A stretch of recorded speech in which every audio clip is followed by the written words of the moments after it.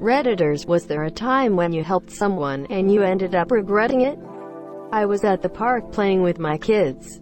A neighbor drove past, saw us, and the mom asked if her kids could join mine while she went to the grocery store for a second. 2 hours later, my kids are ready to go home and I've still got the neighbor's kids. I cram everyone, 7 kids total, into my vehicle without nearly enough seats or seat belts and proceed to drive home. The neighbor's car is in her driveway. I knocked on the door to drop off her kids. She's watching TV. There wasn't even a thank you. Never again. Had something similar too. A neighbor asked if we can watch their kid for a little bit because he had to run the office to get some things. The little boy cried and cried for his parents. Finally 7.5 later he returns to pick him up. Just a thanks and left. Edit. Ha ha ha. Yes. Hours. Anytime I've agreed to help somebody move, only to show up and find they hadn't really boxed up anything yet. That's what I came in here to say. I don't understand people that don't pack before moving day. I won't help anyone move anymore. I once bought a sub for a homeless guy who was asking for a change outside of a sub shop. And when I offered it to him, he said, "Yeah, how about we go to the men's room and I'll give you a hot lunch?" Quote, TF. OMFG, I'm sorry, but that's actually hilarious. Lol. Lol. Honestly, after almost 10 years, my friends and I still say it to each other. A lady that worked for my family asked for an early paycheck so she could bail herself out of jail on a DUI charge. I took the money in, not knowing that I had to sign paperwork to be responsible for her while out on bail. I signed it, but received no info on when her trial was scheduled. She lied to me about when it was. I covered her shit so that she could go to court. A month later, she and her boyfriend skipped town in the middle of the night.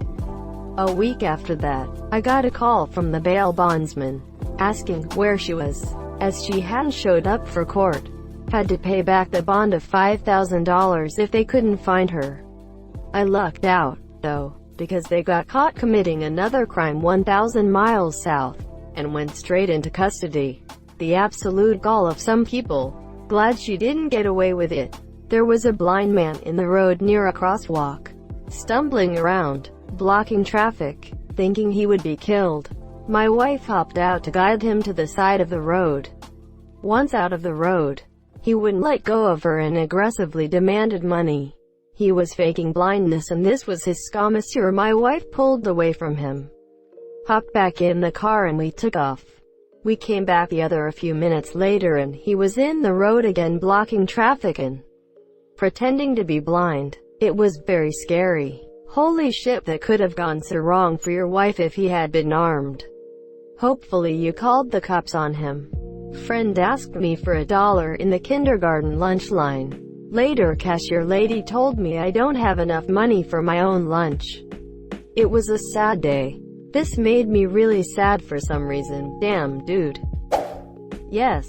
I used to help friends and family with computer problems. Now I don't know anything about these new devices. I'm out of date. Apparently helping once makes you their personal IT guy for life. I have been smart IT friend, but if I asked for help, I always offered to pay. I was drained dry by someone who I thought was my best friend. Gave her gas money, my old car that still ran well, babysat her kids constantly, paid for and altered her wedding dress, etc. When I realized how bad she was treating me, I very politely cut ties. She then went around and told all our mutual friends I owed her so much money and I was abusive to her kids. Her 600-pound plus husband broke my front passenger seat so it wouldn't sit straight anymore. Which is why I gave it to them when I could afford a new one. But they had the audacity to call me a fat dyke bitch. I just UHG. Last I heard, they burned literally every contact they have here and had to move to a new state to start over. Again. I saw my classmate stealing a calculator from another. This guy who lost his calculator was worried as he had borrowed it from someone. so I told him what he had seen. Things turned out quite serious. There was a violent fight and both my classmates got expelled out from the college. Damn, that escalated quickly. But to be fair, if they were willing to go that far over a calculator, it was probably a matter of time before they got violent over something else. So I wouldn't beat yourself up, no pun intended, about trying to help. Well, back in those days, computers were not common, and for statistical analysis course, we used an advanced calculator and it was fairly expensive. You give to a campaign or charity once and they will hit you up for more every week, for the rest of your life. They are like stray animals with food. Once they see you have some and are willing to share, they never leave you alone. A guy knocked on my door and asked for food. I have him an orange and the sandwich I had just made for myself. The next day he came back but I didn't give him anything. He came back the third day and when I didn't give him anything he threatened to kick dents in my car. I called the police on him and he was arrested half an hour later threatening to break liquor bottles in a gas station if they didn't give them to him for free. And he took his pants off too. Well, at least you'll get return address labels for the rest of your life. Friend of mine broke his phone screen. I offered to try and fix it, told him I know a good repair shop to fix it if I couldn't. Ended up bringing it to a repair shop and getting it fixed for high monsieur. Gave it back to him and told him he doesn't have to pay me back right away and he can pay in installments or whenever he's financially ready, with no pressure. Because I had it repaired for him, he drops the "I don't have the money for this, man," and never ended up paying me back. 2 weeks later, don't I see that his brand new screen is completely shattered. Worse than before. Not only that, but he's talking about buying a new phone anyway, while he was also looking at a new car to buy. He can buy a $1,000 phone and a $3,500 car, but he doesn't have $100 to pay me back. Break his car window. $100 is a cheap lesson to never have him talk to you again. Greater than gave it back to him and told him he doesn't have to pay me back right away. Dude, that's forceful lending. You gotta discuss money and price before you lend it, with the person's actual consent. There are even laws about this in just about any country. To be fair, you didn't say anywhere in your post that he asked you to get it repaired at a shop. Maybe he felt you put him in a bad spot without consulting high monsieur. Had a friend who went through a rough breakup, and then a month or so later needed to move.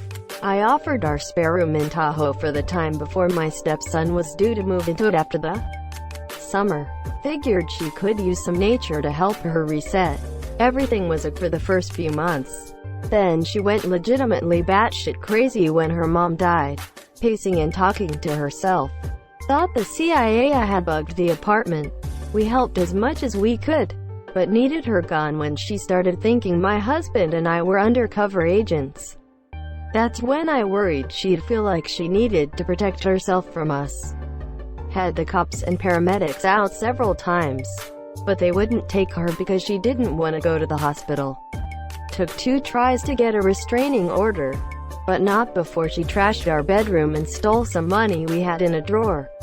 About 2 weeks after she was out, I got a text from a friend with a news report of a woman who had run her car fully into the conference room of a business the next city over.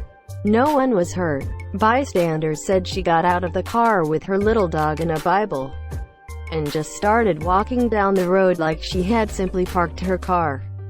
That's so sad. I hope she got the help she needed. I helped a girl that had an abusive father and she worked with me. My wife and I brought her into our home and gave her a month to get her shit together. Next thing I know, my wife and I are pulling up after going to dinner with a shit ton of narcotics unit cops in our apartment. She had been giving massages and was suspected of dealing opiates. We got evicted and I will beat that woman if I ever see her again. One of my coworkers was up for a big promotion and I gave him a pep talk and tips and pointers for the interview. I told him our work has a real, the behavior you see is the behavior you accept type policy, so They'll want to hire someone who doesn't let the workplace run unprofessionally. Anyway, he took this as opportunity to lie to supervisors about me, saying how I was doing the wrong thing, dressing bad, feet on the desk, etc., in hopes that him not accepting and reporting this behavior would make him look like a better candidate. I got fired and he got the job. What an absolute dickwad. I hope things have been good for you since. I bought a few meals and drinks for the homeless by a bridge, only to have them push each other, and then one of them asked for money instead. Made me feel like my efforts weren't enough, lol. Honestly, it's reasons like this that I've been so soured on helping homeless people directly. My BF and I have given money to people on the streets with sob stories before, only to see them not 10 minutes later with a beer in their hand laughing it up with their buddies. I only donate to legitimate charities and shelters now when I can. If a homeless person asks for a direct handout, I point them to a shelter.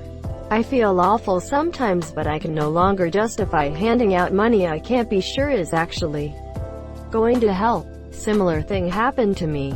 A man was holding a sign near the grocery store asking for help, hungry, homeless vet. I grabbed some non-refrigerated staples at the grocery store that I figured would keep him full for a few days. Went to drop it off and he looked through the bags and said no, he didn't like any of the items. Bread, PB&J, a couple apples, granola bars, juice packs and a couple candy bars, and wanted only cash. Not even a thanks anyway. I figure that if people are really in trouble they will turn to the support resources available. So I only donate to those resources now. Not quite. Nearly. The old boy a few houses down got burgled once. Police came and asked the usual. Afterwards I nearly went and gave him my number and said if there's ever a problem gimme a bell. Anyway, behind the stoner I never did go round. And thank fuck for that, because about 3 weeks later I found out he was a dirty old pedo who likes 13-year-old boys. On the register. My 13-year-old son lives with me. Could have gone real bad. Name checks out. Thank you so much for watching and have a good day.